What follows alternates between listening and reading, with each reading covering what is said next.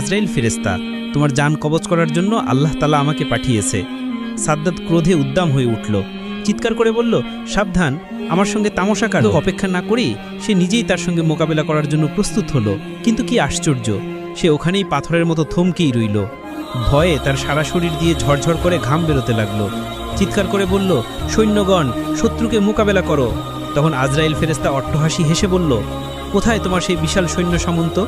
কোথায় তোমার সেই বিশাল ক্ষমতা? সাদ্দাত ভালো করে লক্ষ্য করে দেখল, তার সৈন্য সামন্ত, উজির নাজির, মন্ত্রী কর্মচারী যে যেখানেই ছিল সবাই একবারে নিশ্চিহ্ন হয়ে গেছে। সাদ্দাত এবারে ঠকঠক করে কাঁপতে বলল। তারপর নত হয়ে ভীত কণ্ঠে বলল, সত্যিই কি তুমি আজরাইল? হযরত আজরাইল ফেরেশতা বলল, হ্যাঁ সত্যিই আমি আজরাইল, কিন্তু দেরি করার আমার আর সময় নেই। আল্লাহর হুকুম পালন করতেই হবে, এখনই তোমার জান কবজ করে নেব। সে শিশুর মতো অসহায়ভাবে হাউহাউ করে কেঁদে উঠল। মিনতি করে হাত জোর করে পায়ে ধরে বলে উঠল, সামান্য সময় দাও হে আজরাইল, অনেক সাত করে বহু বছর ধরে আমি বেহেশত তৈরি করেছি, একটু সামান্য দেখার সুযোগ দাও। তীব্র গর্জন করে হযরত আজরাইল ফেরেশতা বলল, খবরদার, এক পাও এগিয়ে আসবে না। সাদ্দাত হাউমাউ করতে শুরু করে দিল। সেই অবস্থায় হযরত আজরাইল ফেরেশতা তার জান কবজ করে চলে গেল। তারপর হঠাৎ একটা ভয়ঙ্কর এবং ভীষণ আওয়াজে সাদ্দাতের তৈরি সেই স্বাদের বেহেশত একবারে মাটির সঙ্গে মিশে গেল। পৃথিবীর জমিনে তার আর কোনো চিহ্ন রইল না। পৃথিবীর জমিনে অহংকারের ফল কীরূপ হয় সেটা শুধু রয়ে গেল মানুষের মনে। একদিন হযরত আজরাইল ফেরেশতা আল্লাহর দরবারে উপস্থিত হয়ে বললেন, আপনার নির্দেশে আমি মানুষের জান কবজ করে থাকি, এতে আমার কোনো মায়া দয়া লাগে না। তবে দুটি মানুষের জান কবজ করার সময় আমার একটু মায়া হয়েছিল। তার মধ্যে একজন হলো এ মহিলা, যে বিশাল সমুদ্রের মাঝে জাহাজ ডুবে যাওয়ার পর আপন শিশুকে নিয়ে একটি কাঠের উপর ভাসছিল, আর তখনই আপনি তার জান কবজ করার জন্য নির্দেশ দিয়েছিলেন।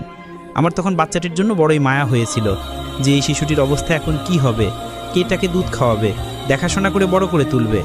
আরেকজন হলো এই বাদশাহ, যে কয়েকশো বছর ধরে সাধনা করে একটি মনোরম বেহেশত বানিয়েছিল। অতঃপর সে যখনই ওই বেহেশতে প্রবেশ করতে গেল, ঠিক তখনই আমাকে আপনি জান কবজ করার আদেশ দিলেন। আমার তখন বড়ই খারাপ লাগছিল, এই জন্য যে সে তার নির্মিত বেহেশতকে এক পলকের জন্য দেখে যেতে পারল না। হযরত আজরাইল ফেরেশতার এমন কথা শুনে আল্লাহ রাব্বুল আলামিন বললেন, হে আজরাইল, যে বাদশার জন্য তোমার মায়া দয়া হলো, যার জন্য তুমি আফসোস করছো, সে তো ওই শিশুটি, ওই বিশাল সমুদ্রের মাঝে জাহাজ ডুবে যাওয়ার পর যার মায়ের জান কবজ করতে তোমার মায়া হয়েছিল।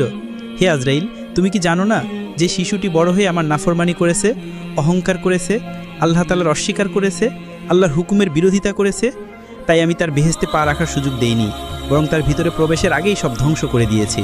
প্রিয় দর্শক, এই ঘটনা থেকে আমাদের শিক্ষা নেওয়া উচিত, আল্লাহর নিয়ামতকে অস্বীকার করলে, অহংকার করলে এর পরিণতি খুবই খারাপ হয়। আমরা এই পৃথিবীতে আল্লাহর নিয়ামতের মাঝে ডুবে থেকেও অহরহ নাফরমানি করে চলেছি, আল্লাহর হুকুমের বিরুদ্ধে আচরণ করছি। এই সমস্ত জিনিসকে আমাদের বর্জন